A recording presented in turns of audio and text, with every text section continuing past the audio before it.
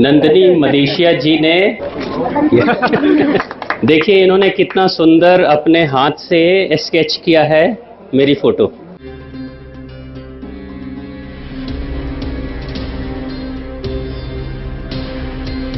जिंदगी की पहली सीढ़ी अंतिम सीढ़ी नहीं होती है।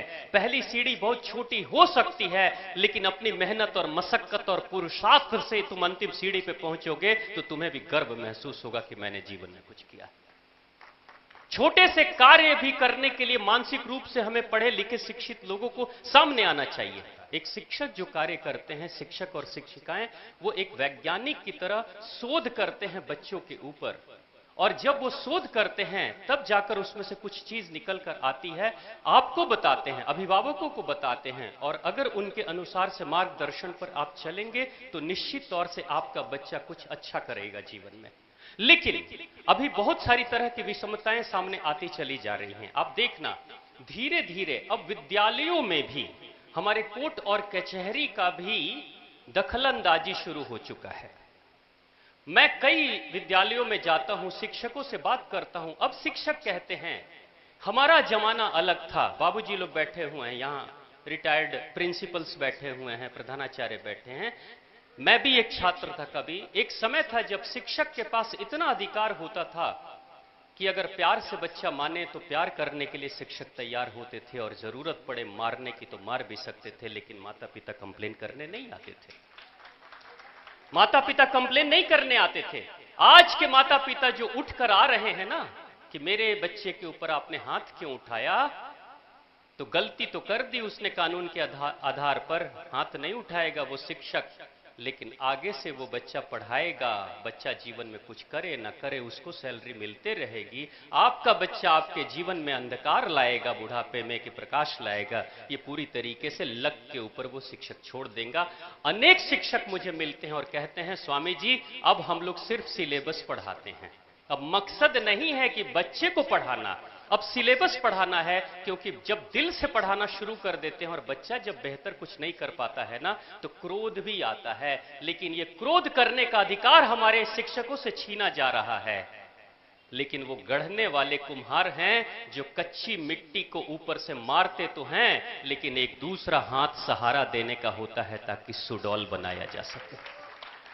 हम उससे वंचित कर रहे हैं अपने बच्चे को, और ये गलती अभिभावक कर रहे हैं, ये गलती अभिभावक कर रहे हैं। मुझे याद है मैं बचपन में अपने मामा जी के घर पे रहता था, और मेरे मामा जी बड़े प्यारे, बड़े सीधे साधे थे। एक बार मेरी शरारतों के कारण से उन्होंने एक थप्पड़ मुझे मारा, और फिर वो एक चिट्ठी लिखते हैं, क्योंकि हमारे हिंदू समाज में ये कहावत है कि मामा भांजा को मारता है तो उसके हाथ कांपने लगते हैं।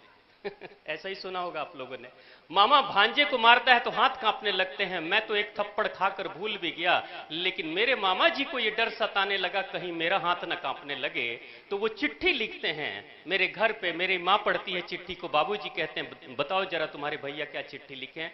तो उन्होंने चिट्ठी लिखा था कि मुझे माफ करिएगा, आपके बच्चे पर यानी मैं अपने भांजे पर एक थप्पड़ उठाया हूं, मारा हूं, ये बड़ा बुरा लग रहा है। मेरे पिताजी चिट्ठी वहीं फाड़ते हैं और कहते हैं तेरा भाई ना बिगाड़ देगा उसको, तेरा भाई बिगाड़ देगा उसको। जब मैं भेजा हूं उसको खिलाएगा पिलाएगा, वो पढ़ाई के लिए स्कूल का फीस वो देगा, तो थप्पड़ मैं मारने जाऊंगा? वो थप्पड़ मारने का अधिकार भी उसी के पास में है, वही उसको थप्पड़ मारेगा। तो ये जीवन में देखिए हमेशा याद रखिएगा, अगर आप सनातन धर्म को मानते हैं तो हमारे देवी देवताओं को भी देखिए। एक तरफ भगवान श्री कृष्ण के हाथ में कमल का पुष्प है तो दूसरी तरफ सुदर्शन चक्र है। अगर तू टेढ़ा बनेगा तो सुदर्शन से दर्शन करा देंगे, एक बेहतर जीवन का मार्ग दिखा देंगे, लेकिन अगर अच्छा होगा तो कमल का पुष्प देकर प्रेम भी तुमसे करेंगे। यानी दोनों चीजें, प्यार और मार, दोनों हथियार साथ में लेकर चलना पड़ेगा बच्चे के साथ में। मुझे लगता है इस आरपीएस विद्यालय में, राष्ट्रीय पब्लिक स्कूल में, विपिन जी हो या जो भी शिक्षक हैं, अगर कभी गलती से भी आपका छात्र, आपका बच्चा जाकर शिकायत करता है कि आज मेरे गुरुजी ने मुझे डांट लगाई है या मेरी मैडम ने मेरे कान को गर्म किया है, तो आप फोन करके कहना बहुत अच्छा किया और ज्यादा मेरी तरफ से भी कर लेना। क्योंकि ये जो बच्चे होते हैं ना, ये देखने में छोटे होते हैं बड़े माइंड गेम खेलने वाले। ये जहां देख लेते हैं कि गुरुजी अगर डांटेंगे और पिताजी उल्टा गुरुजी की शिकायत करेंगे तो रोज रोज कहानी सुनाना शुरू कर देंगे। ये अक्सर होता है और ये विद्यालयों में हो रहा है।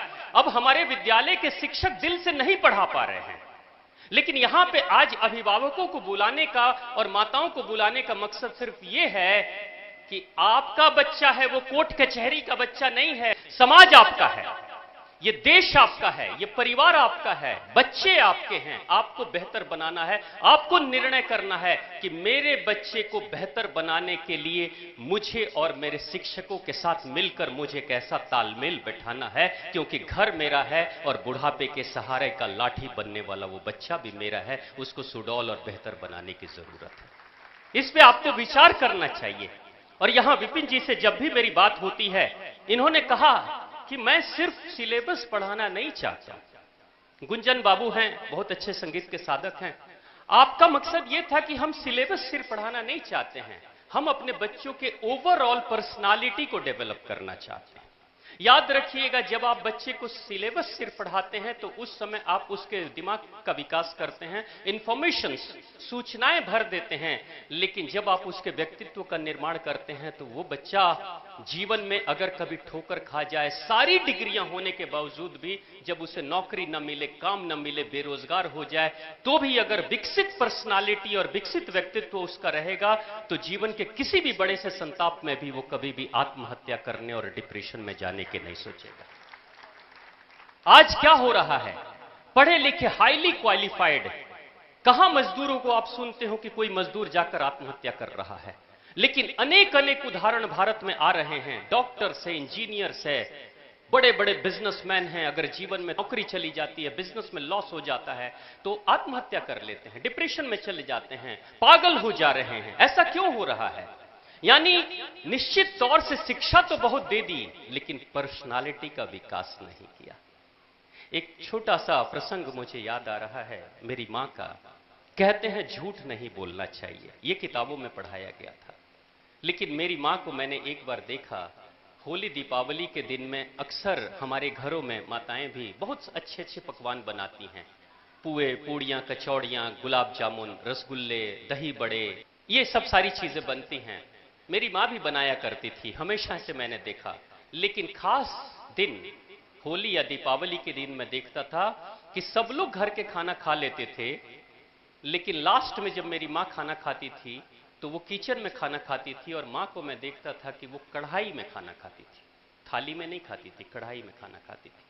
मैं छोटा था, मैं मां से पूछा कि मां कढ़ाई में क्यों खाती हैं, क्योंकि रोज मैं थाली में देखता था खाते हुए, लेकिन खास दिन में देखता था कि वो कुकर में ही खा लेती थी, तो कढ़ाई में ही खा लेती थी। तो मैंने पूछा तो मां कहती है अच्छा लगता है ये थाली, ये मतलब कुकर में खाना, कढ़ाई में खाना अच्छा लगता है, बड़ा स्वादिष्ट लगता है। मां ने समझा दिया मुझे, मैं भी बच्चा था, समझ गया। लेकिन करीब 10 साल के बाद जब थोड़ा बड़ा हुआ तब समझ में आया कि खास दिन, जिस दिन अच्छे अच्छे पकवान बनते हैं ना, उस दिन इतने स्वादिष्ट पकवान मां बनाती है कि कई बार मां को भी अंदाजा नहीं होता है कि घर के बच्चे कितने खाएंगे, पतिदेव कितने खाएंगे, रिश्तेदार कितने आ जाएंगे, कितने खा लेंगे। अंत में जब सब खा जाते थे तो मां के पास वो थाली में लगा हुआ ग्रेवी, रस और कुछ बची हुई चीजें मां के पास में, अगर आलू पनीर है तो पनीर तो सारी गायब है, बस आलू आलू बचा है, बस उसी कढ़ाई को और कुकर को पोंछ के मां खाना खा लिया करती थी और कहती थी बड़ा स्वादिष्ट है। लेकिन जब मैं बड़ा हुआ तब मुझे समझ में आया कि मेरी मां ने झूठ बोला था मुझसे, लेकिन मेरी मां के उस झूठ के कारण से मेरे हृदय में इतना प्रेम जगा मां के लिए कि ये मां कैसी होती है जो आधे पेट रह जाती है लेकिन फिर भी हंसती और कहती अच्छा लग रहा है।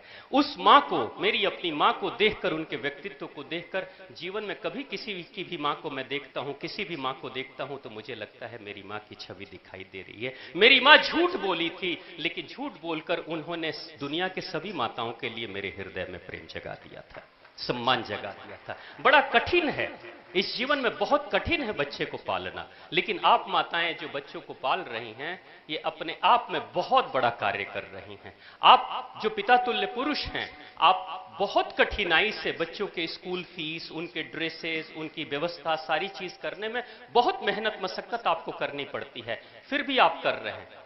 और इस सिलसिले में जो आज हिंदुस्तान ओलंपियाड सम्मान समारोह जो हो रहा है, जिसमें हिंदुस्तान अखबार के तरफ से राम प्रवेश जी भाई साहब कहां पे हैं, एक बार खड़े हो जाएं, जोरदार तालियां आपके लिए बजा दे। जोरदार तालियां। बहुत बहुत धन्यवाद आपका। इस तरह के सम्मान समारोह यहां पे बच्चे के लिए जिताना या हराना मकसद नहीं है। बच्चे के अंदर एक जिज्ञासा पैदा करना कि मैं जीवन में कुछ करना चाहता हूं। जब इंसान अपनी योग्यता से संतुष्ट हो जाता है तो फिर तरक्की के मार्ग अवरुद्ध हो जाते हैं। लेकिन जब इंसान के अंदर की भूख बनी रहती है तब वो इंसान दौड़ता है, भागता है, सुबह जगता है, उठता है, मेहनत करता है, और जब उस मेहनत से वो कहीं पहुंचता है तो सिर्फ वो पुरस्कार नहीं जीतता है, वो अपने व्यक्तित्व का भी पुरस्कार उसको जीवन में प्राप्त हो जाता है। ये व्यक्तित्व निर्माण के लिए ओलंपियाड में जो बच्चे हमारे जीते हैं, क्या उनमें से कुछ बच्चे हैं जो ओलंपियाड में जिन्होंने पुरस्कार लिया है? अगर वो बच्चे यहां बैठे हुए हैं तो एक बार खड़े हो जाए। जोरदार तालियां इन बच्चों के लिए, इतने सुंदर पुरस्कार के लिए। अब यहां एक बहुत महत्वपूर्ण बात है कि हम बच्चों को बेहतर बनाने के लिए क्या कर सकते हैं। एक छोटा सा प्रसंग हनुमान जी महाराज का, प्रेम से बोलिए हनुमान जी महाराज की और आप सभी की। हनुमान जी महाराज का जो गुरु थे वो कौन थे आपको पता है? भगवान सूर्य। भगवान सूर्य हनुमान जी के गुरु थे और हनुमान जी के बारे में कहते हैं कि सूर्य को ही हनुमान जी निकल गए थे। फल समझकर सूर्य को ही भगवान जी ने खा लिया था, जबकि वही सूर्य हनुमान जी के गुरु भी बन जाते हैं। आखिर इसके पीछे बड़ा गहरा मर्म है जो हम समझ नहीं पा रहे हैं। सूर्य को निगलने का मतलब होता है कि जब एक छात्र किसी शिक्षक से विद्या ग्रहण करता है तो अपने शिक्षक के हृदय में जितना भी ज्ञान होता है वो सबको निगल जाता है, आत्मसात कर लेता है, यानी कि खा गया। जैसे कई पढ़ने लिखने वाले बच्चे के लिए हम लोग कहते हैं अरे ये तो इतना होनहार बच्चा है कि किताब को घोल के पी गया है। कोई पीता है क्या किताब को घोल के? आपने देखा क्या कि मिक्सर ग्राइंडर में जाके घोले जा रहे हैं और ग्रेवी बना रहे हैं और पी रहे हैं? ऐसा कोई करता है क्या? कोई नहीं करता है। लेकिन जो ज्ञान को पूरी तरीके से आत्मसात कर लेता है उसी को कहते हैं प्रसंग के रूप में कि घोल के पी गया। तो सूर्य भगवान को खाया नहीं था हनुमान जी महाराज ने, वो अपने गुरु के पास ज्ञान को पूरी तरीके से आत्मसात कर लिए थे, जिसका नतीजा यह हुआ जो सूर्य का ज्ञान प्राप्त कर लेगा, जो हनुमान जैसा बनेगा, वही पुरुषोत्तम राम और परमात्मा राम का मार्गदर्शन भी कर देगा और सहयोगी भी बन जाएगा। अब यहां एक जो बड़ी गहरी बात है, क्या हम चाहते हैं कि मेरे बच्चे भी हनुमान जैसे विद्वान और ज्ञानी बने? कितने लोग चाहते हैं कि हमारे बच्चे भी हनुमान जैसे विद्वान और ज्ञानी बने? एक बार हाथ उठाकर सहमति दें तो मुझे भी कहने में आनंद आएगा। बहुत बहुत धन्यवाद, जोरदार तालियां आप सभी के लिए। एक बहुत प्यारी सी बात हनुमान जी के लिए सूर्य भगवान कहते हैं। भगवान सूर्य क्या कहते हैं?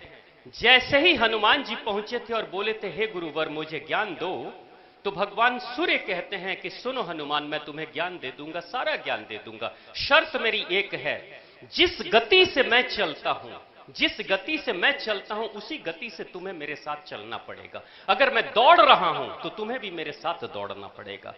और उसी गति से, कहती है कथा कि उसी गति से हनुमान जी भी चले थे। जैसे अगर दो ट्रेन आपस में भाग रही है, एक ही दिशा में दो ट्रेन भाग रही है, तो 100 की स्पीड में भी ट्रेन अगर भागेगी और दूसरी ट्रेन भी 100 की स्पीड में जाएगी तो एक दूसरे के लिए तुलनात्मक रूप से सामान्य स्थिति में चली आएगी। रुक गई ना ट्रेन। दो ट्रेनें पैरेलल लाइन पे अगर 100 के स्पीड में जा रही है तो दोनों ट्रेन एक दूसरे के लिए रुक गई है। आमने सामने के यात्री एक दूसरे को देख लेंगे, इशारे कर लेंगे।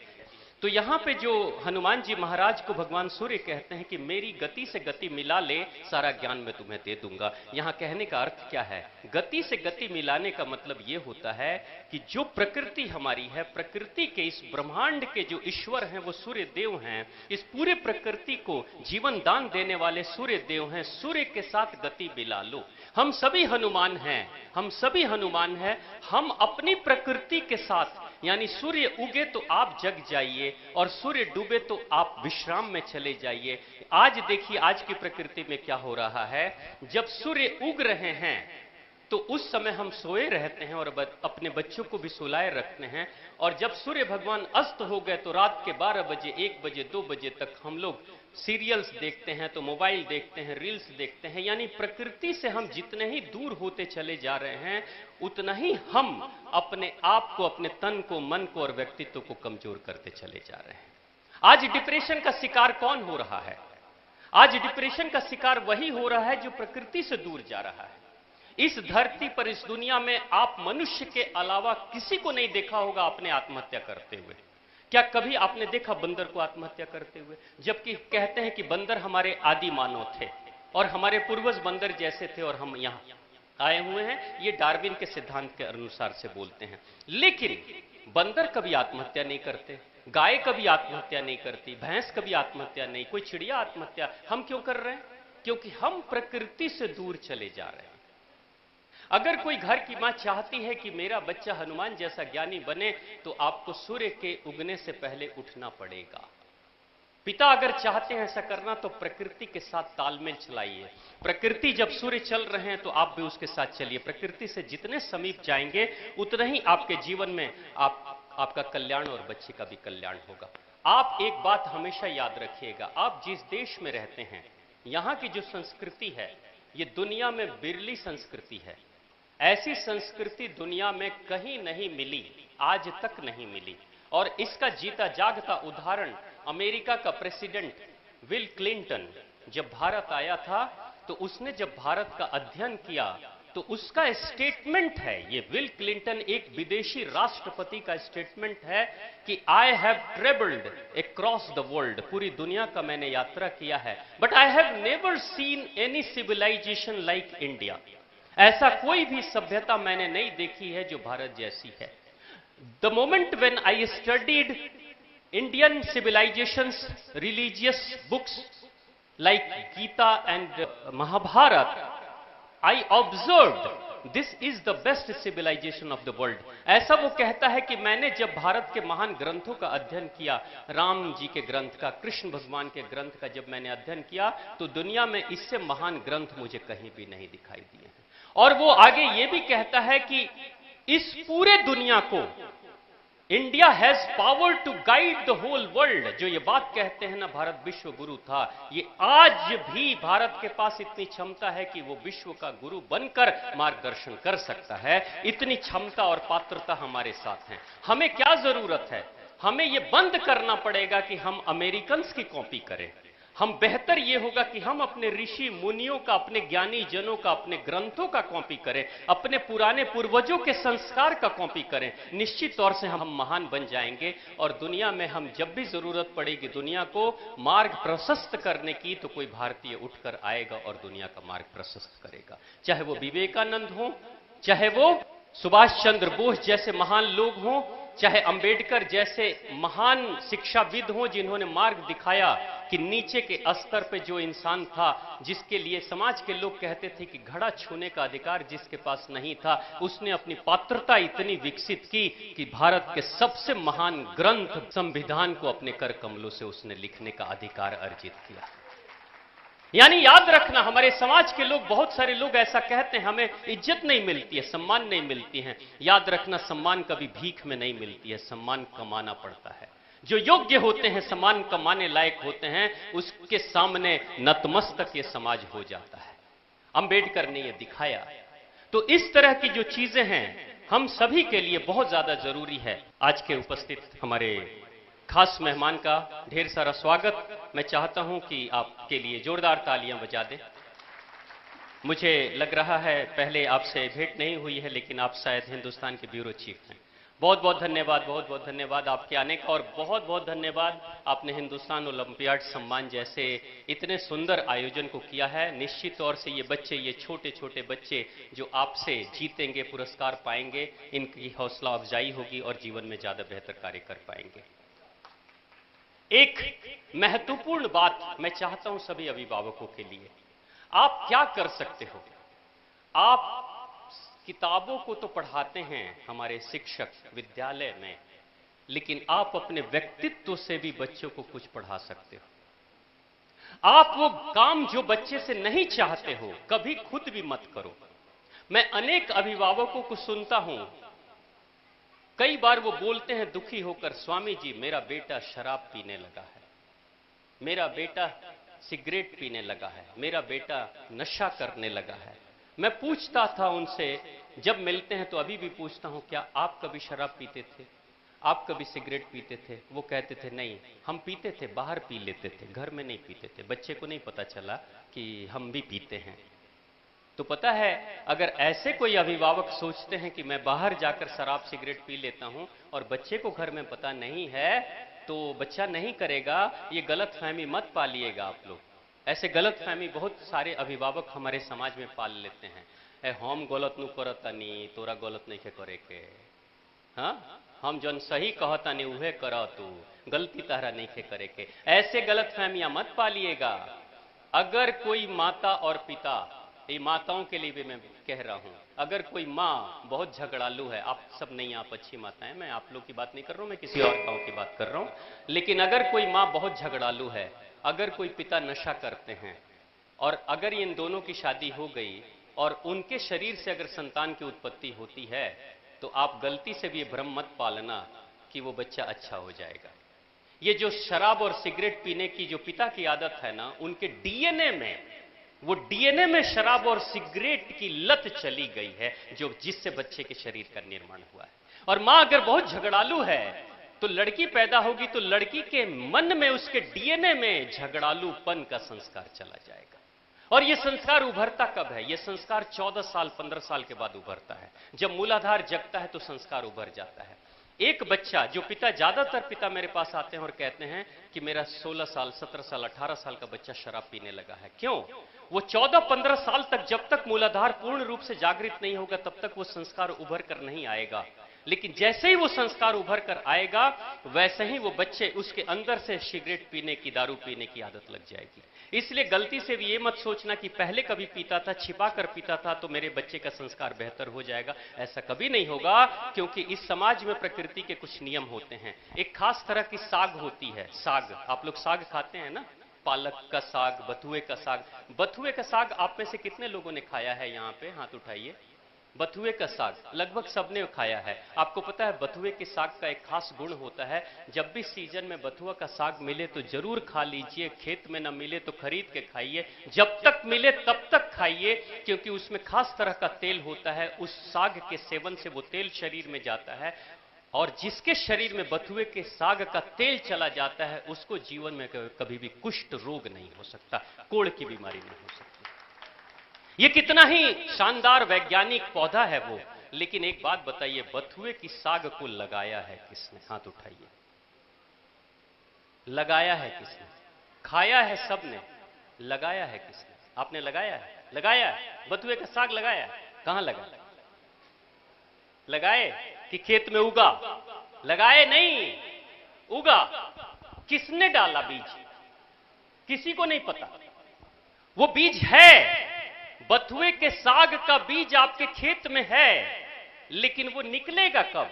खास महीने में निकलता है, हमेशा नहीं निकलता, 12 मास नहीं निकलता। एक खास मौसम में, ज्यादातर नवरात्रे के समय में, दुर्गा पूजा के समय में होता है, शारदीय नवरात्रा होता है कि नहीं?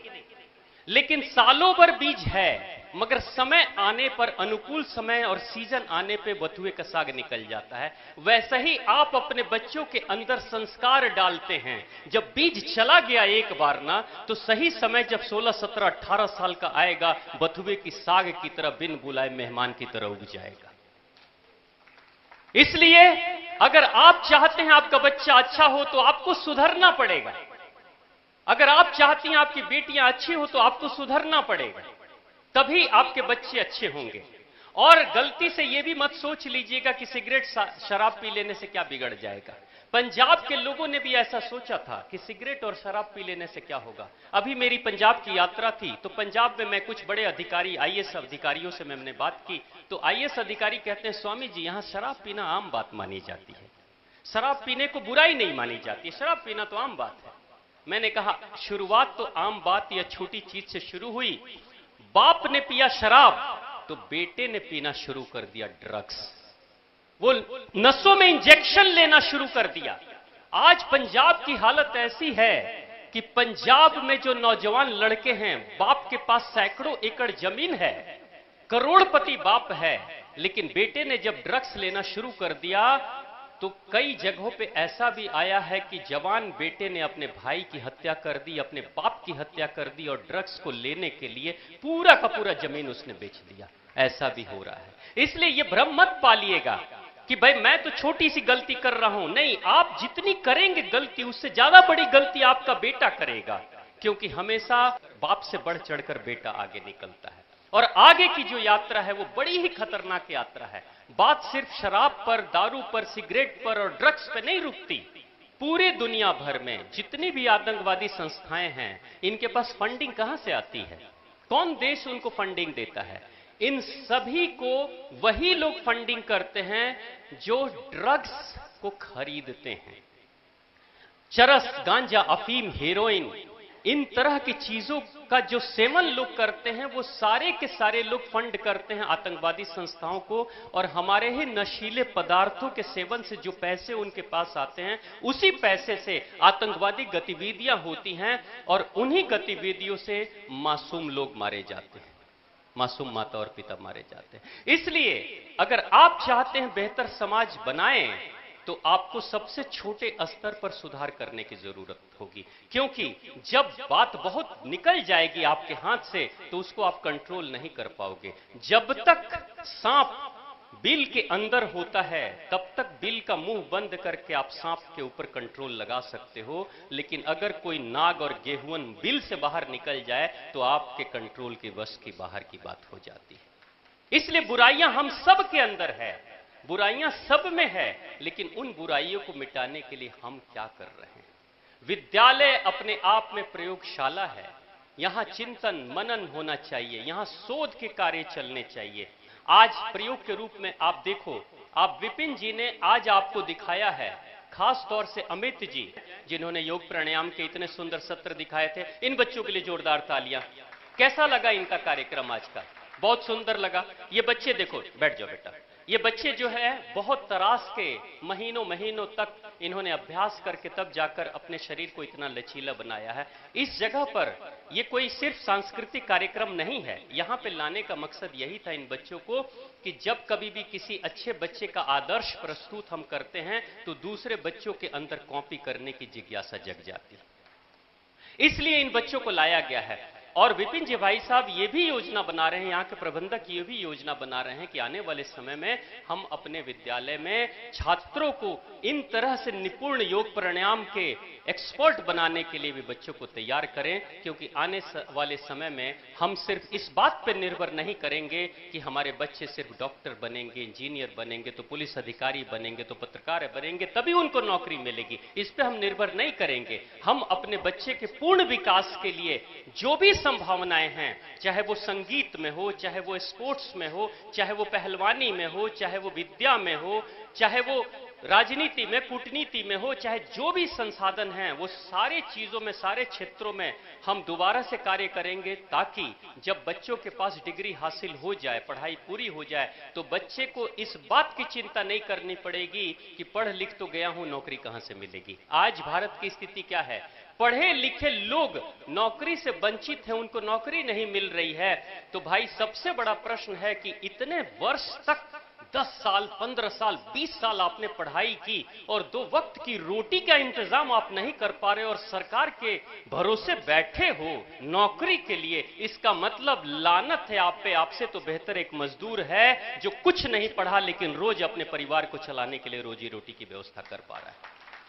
पढ़ाई लिखाई करने वाले लोगों के सामने ये विकल्प होना चाहिए कि मैं अब पढ़ा लिखा हूं, अपने लिए रोजगार के संसाधन में खुद से निर्माण करूंगा, मैं खुद से जनरेट करूंगा, ये नहीं कि सरकार के भरोसे में बैठे रहूंगा। जिस भारत में 600 किस्म के रोजगार के संसाधन उपलब्ध थे, क्या आज फिर से दोबारा से 600 किस्म के रोजगार के संसाधन नहीं हो सकते क्या? भारत में एक बहुत बड़ी मानसिक ब्लॉकेज, मेंटल ब्लॉकेज आ गई है। आज भारत के लोग, जैसे किसान का बेटा अगर बहुत पढ़ाई कर लेता है ना, तो कभी भी किसान का बेटा अगर कोई नौकरी नहीं मिली तो खेती का काम तो बिल्कुल ही नहीं करेगा। यानी पढ़ाई लिखाई कराने के बाद हम एक किसान को खो देते हैं। एक किसान हमारे हाथ से निकल गया। जबकि होना यह चाहिए था कि एक पढ़े लिखे इंसान के अंदर अपने बाप से सीखे हुए अनुभव से और अपनी पढ़ाई के ज्ञान से उसको बेहतर किसानी का कार्य करके व्यवसायिक किसान बनना चाहिए था, जबकि ऐसा नहीं हो रहा है। आज हम जो पढ़े लिखे हो गए हैं तो हम क्या सोचते हैं, हम यही काम करेंगे, छोटा काम हम नहीं करेंगे। आपको पता है आज के समाज में वित्त आधारित समाज है, जिसके पास पैसा है, जिस रोजगार में पैसा है वही रोजगार बड़ा है, वही व्यक्ति बड़ा है। इसलिए कभी भी ये मत सोचिएगा कि हम छोटा काम नहीं करेंगे। आज अंबानी ग्रुप यानी कि रिलायंस ग्रुप की बातें करते हैं। जो बंदा धीरू भाई अंबानी थे, धीरू भाई अंबानी पेट्रोल पंप पे पेट्रोल भरने का काम करते थे, लेकिन पेट्रोल पंप पे पेट्रोल भरने का काम पहला चरण था, पहली सीढ़ी थी, लेकिन अंतिम सीढ़ी रिलायंस इंडस्ट्री दुनिया की मल्टीनेशनल कंपनियों में उसकी गिनती हो रही है। यह धीरू भाई अंबानी को भी नहीं पता था कि मैं कहां से कहां पहुंच जाऊंगा। अगर उसके दिमाग में भी यह ब्लॉकेज होती कि मैं पेट्रोल भरने का काम करूंगा, एक मजदूर का काम करूंगा, तो निश्चित तौर से उसके गर्व से कोई रिलायंस इंडस्ट्री पैदा नहीं हो सकती थी। यानी आप अपने बच्चों को, सभी अभिभावकों से, सभी पत्रकार जनों से मैं अनुरोध करता हूं, आप अपने बच्चे को मानसिक रूप से तैयार करो। बेटा, जो तुम्हें मिले वही शुरू कर दो। जिंदगी की पहली सीढ़ी अंतिम सीढ़ी नहीं होती है। पहली सीढ़ी बहुत छोटी हो सकती है, लेकिन अपनी मेहनत और मशक्कत और पुरुषार्थ से तुम अंतिम सीढ़ी पे पहुंचोगे तो तुम्हें भी गर्व महसूस होगा कि मैंने जीवन में कुछ किया। छोटे से कार्य भी करने के लिए मानसिक रूप से हमें पढ़े लिखे शिक्षित लोगों को सामने आना चाहिए। खुशी होती है कि भारत का प्रधानमंत्री जब समुद्र के किनारे जाकर पॉलीथीन उठा रहा है तो लोग हंस रहे थे, दिखावा करता है ये प्रधानमंत्री। झाड़ू उठाता है, झाड़ू लगाता है, अरे फोटो खिंचाने के लिए कर रहा है। अरे अच्छी बात है ना, कम से कम फोटो खिंचाकर भी अच्छी चीज को दिखा रहा है तो निश्चित तौर से उसको कॉपी करने वाले कुछ तो लोग होंगे।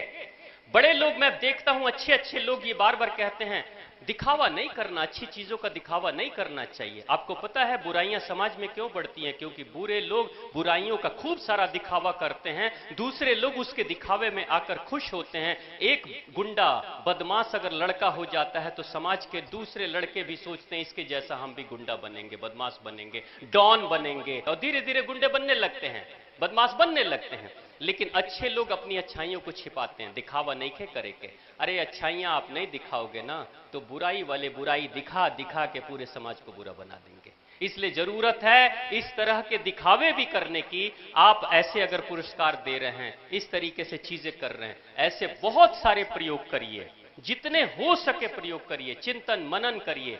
निश्चित तौर से इस विद्यालय से जो बच्चे निकलेंगे वो आने वाले समय में यह भी हो सकता है कि आपके लिए, विपिन जी भाई साहब, आपके लिए सबसे बड़ी उपलब्धि होगी जिस दिन आपके विद्यालय का छात्र आपके स्कूल का शिक्षक बन जाएगा, प्राचार्य बन जाएगा, प्रिंसिपल बन जाएगा। उस दिन आपके लिए सबसे बड़ी उपलब्धि हो जाएगी।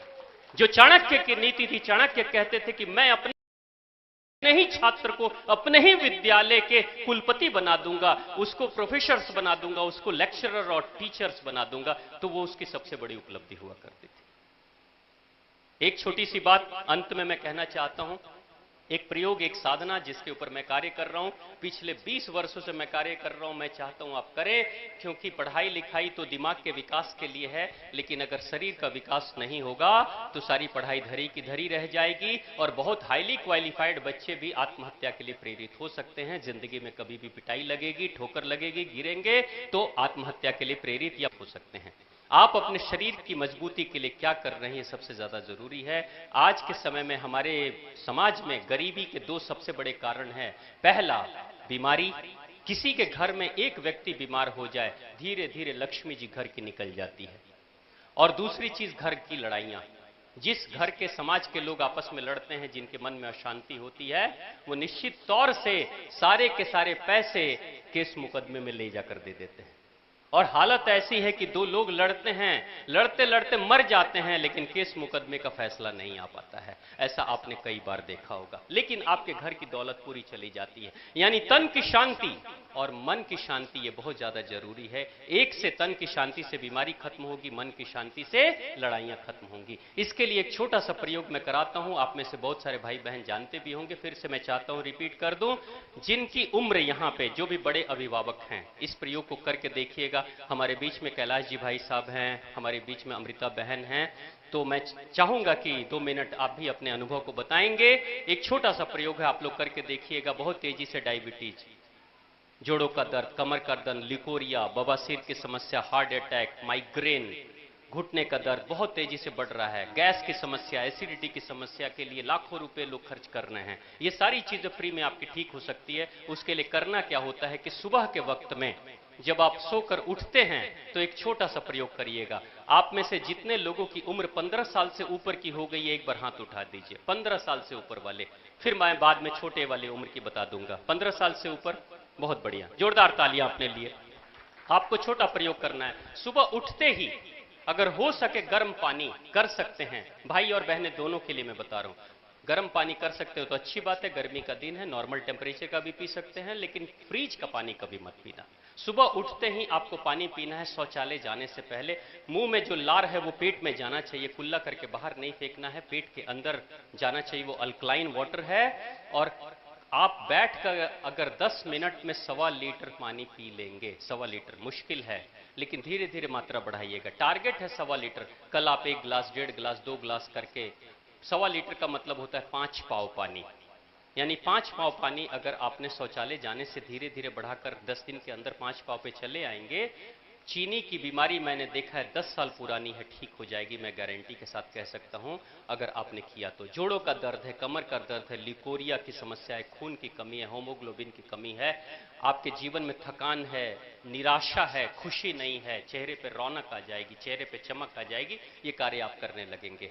16 यानी कि 15 साल से ऊपर के सारे लोग 1.25 लीटर पानी का सेवन आप करेंगे। जो छोटे बच्चे हैं, 15 साल के कम वाले बच्चे हैं, उन बच्चों की उम्र के हिसाब से माता पिता आप लोग, अगर बच्चे की उम्र मान लीजिए 5 साल का है तो उसको 100 ग्राम पानी पिलाइए। अगर बच्चे की उम्र 8 साल की है तो उसको 250 ग्राम पानी पिलाइए। 10 साल की है तो उसको आधा लीटर पानी पिलाइए। 12 साल की है तो उसको 800 ग्राम पानी पिलाइए। 15 साल पे आते होते उसको 1.25 लीटर पे पिलाना है। जिन बच्चों को भी पानी पिलाने की आदत सुबह में शौचालय से आप शुरू कर देंगे, अगर बच्चे की रोज, एक बात ध्यान रखिएगा, अगर आपका बच्चा बिना पेट की सफाई किए हुए स्कूल चला आता है तो पढ़ के जाएगा, बोरिया बिस्तर अपना लेकर आएगा, लेकिन दिमाग में कुछ नहीं घुसेगा, क्योंकि जिसका पेट जाम होता है उसका दिमाग जाम हो जाता है।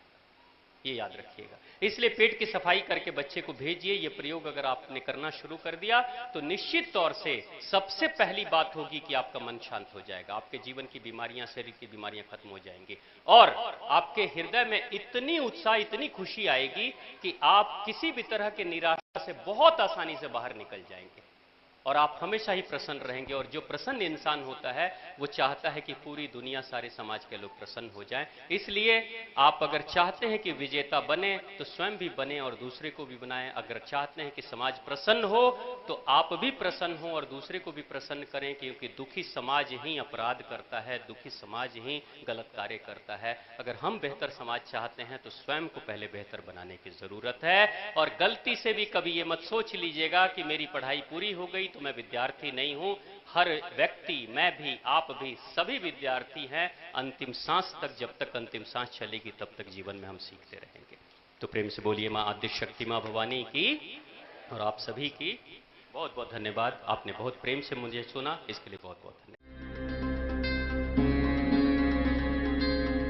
नंदिनी मदेशिया जी ने ये मेरे लिए कुछ खास तोहफा लेकर आई हैं। आप 12th क्लास में है, मैं खोल के देखता हूं कि आखिर ये है क्या। बहुत बहुत धन्यवाद बेटा। बहुत मेहनत की है, बहुत मेहनत। कल सुबह की है।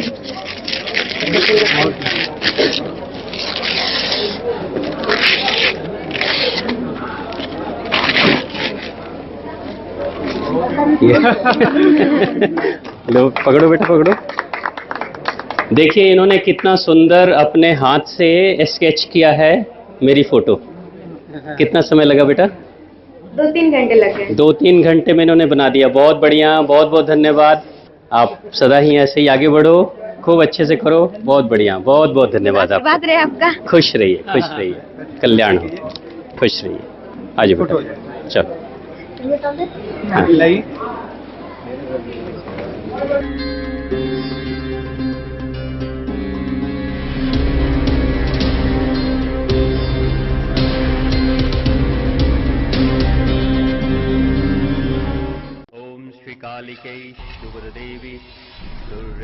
निवासने रक्षमार्तमहमाय विश्वरूपे नमस्तुते।